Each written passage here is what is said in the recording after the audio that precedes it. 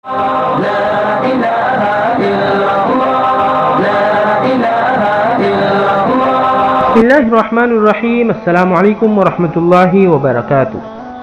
एक शख्स ने मौलाना रूम से 5 सवाल पूछे तो मौलाना रूम रहिमहुल्लाह ने अपने अंदाज में जवाब दिए। चुनांचे उनसे पूछा गया, जहर किसे कहते हैं?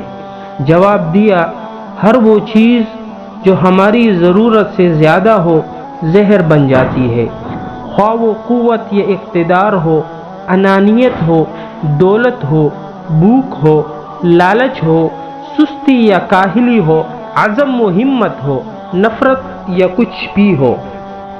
उनसे पूछा गया कि खौफ किस शे का नाम है?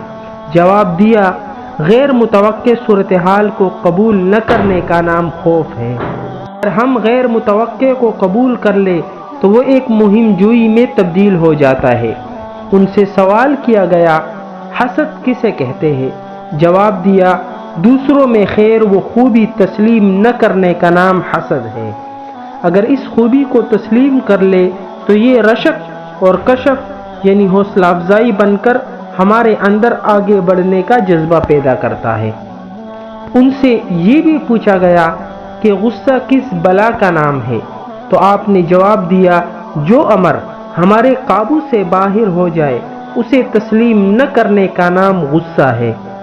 अगर कोई तस्लीम कर ले कि ये अमर इसके काबू से बाहर है तो गुस्से की जगह अफू दरगुजर और तहम्मुल ले लेते हैं।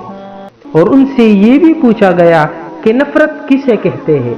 आपने जवाब दिया, किसी शख्स को जैसा वो है तस्लीम न करने का नाम नफरत है।